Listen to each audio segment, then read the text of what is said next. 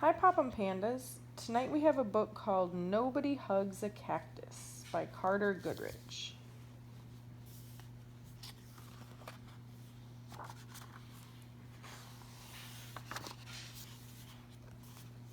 Hank lived in a pot.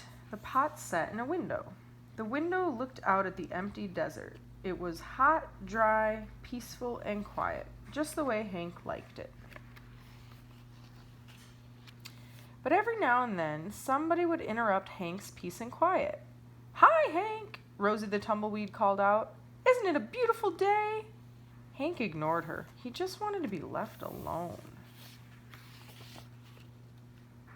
"Okay, so long," said Rosie cheerfully as she tumbled away. Hank was happy again. But just as he was beginning to relax, "Hello!" shouted a tortoise. "Private property," yelled Hank. "Keep out." The tortoise was so frightened he hid in his shell. Hank was still yelling at the tortoise when a jackrabbit dashed by. "Hi, ya prickles," she shouted. "My name isn't Prickles," Hank yelled back, "and stay out of my yard." "Tumbleweeds, tortoises, jackrabbits, what's next?" said Hank.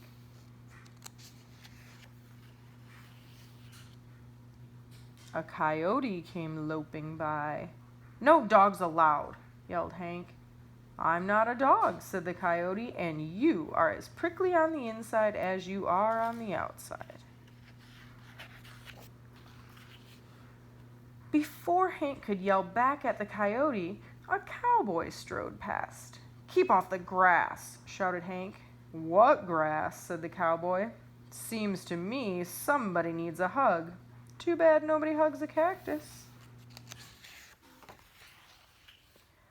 "Hi," said a lizard. "Who invited you?" said Hank. "And just in case you're wondering, I don't want a hug." "Well, that's good," said the lizard, "because I don't want to give you one." And then he skittered away. An owl landed on the roof. "If you're looking for a hug," said Hank, "well, I guess I could give you one." "Who, me?" said the owl. "You must be joking." And for the first time, Hank began to feel a little lonely.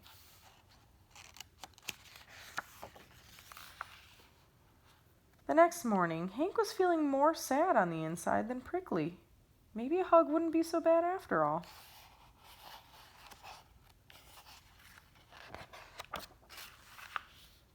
The wind began to pick up. An old cup blew by and stuck to Hank's face. His arms were too short to get it off. "Great," said Hank. After a while, Rosie came bouncing by. "I'll get it off you, Hank," she shouted, and she jumped up to knock the cup off Hank's face. Then she tumbled away.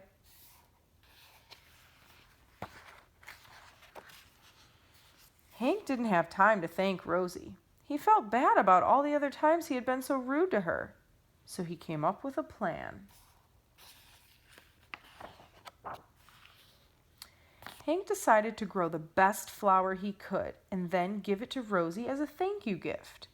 It took days, but at last it was ready.